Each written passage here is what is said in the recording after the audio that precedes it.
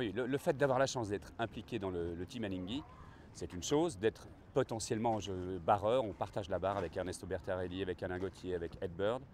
Et j'ai demandé à mes chefs, j'ai demandé à Brad Butterworth, le skipper, savoir s'il voulait que je puisse continuer avec le Team Oman sur l'Aïcher. Il m'a dit oui, bien sûr. Oui, bien sûr, il faut continuer à naviguer.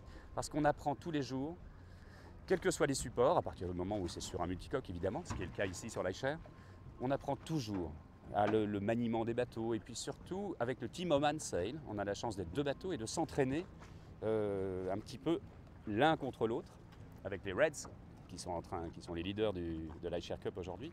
Et le fait de s'entraîner à deux bateaux, ça fait un petit peu de l'entraînement en termes de match racing en multicoque. Et donc ça ne peut être que bon et que bénéfique d'aligner les heures de vol, j'oserais dire, sur une coque. Et ça ne peut que m'aider à essayer de barrer au mieux Alinghi dans les jours qui viennent. Ah, c'est beaucoup plus gros évidemment le Alinghi. C'est la même chose que ça, en beaucoup plus gros, beaucoup plus puissant, avec une sensibilité de barre assez étonnante. C'est assez impressionnant, c'est vrai. C'est pas la taille du bateau qui est impressionnante, parce que j'étais un peu habitué à la longueur de bateaux équivalents. Par contre, c'est la surface de voile qui est immense. Et ça réagit à la moindre petite risée. C'est très très impressionnant la manière dont le bateau a été conçu.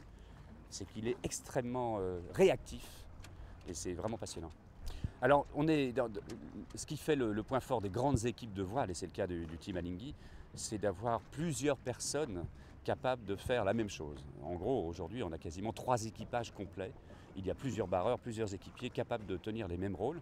Donc aujourd'hui, dans les périodes de découverte du bateau et d'entraînement, on alterne les uns et les autres, on alterne tous les postes. Et puis je serai là dans la position qu'on me donnera au moment où il faudra. Et je serai ravi, quelle que soit la position, de toute façon, d'avoir cette chance unique de faire partie de la défense de la Coupe de l'Amérique. C'est déjà un truc incroyable.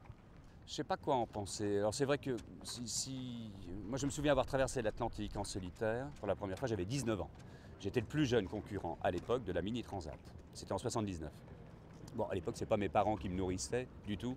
Au contraire, d'ailleurs, ils m'avaient donné un grand coup de pied au cul pour aller vivre ma vie. Ils avaient eu raison de l'avoir fait. Mais si le record ne consiste qu'à être de plus en plus jeune, évidemment, ça va finir par être un tout petit peu dangereux et pas très très intéressant. Parce que autant mettre une éprouvette avec un peu de sperme dedans et puis se dire que ce sera le plus jeune bébé qui va faire le tour du monde sur un bateau radiocommandé, ça marchera très bien aussi. Il y a une limite à tout, ça ne m'intéresse pas, en gros. Vraiment, ça ne m'intéresse pas. Autant les deux garçons, là, il y a un Anglais de 17 ans et un autre, un Kiwi, je crois, un New-Zélandais de 17 ou 16 ans, qui viennent de faire des tours du monde, c'est une chose, pourquoi pas. Mais il y a une grande différence aussi entre se laisser pousser par le vent sur un bateau, il faut déjà connaître, c'est vrai, et être en course. Ce sont deux mondes très différents. Mais je pense que ça pourrait finir par être dangereux, ça se peut. Alors maintenant que la cour australienne, elle est australienne, c'est ça? Oui.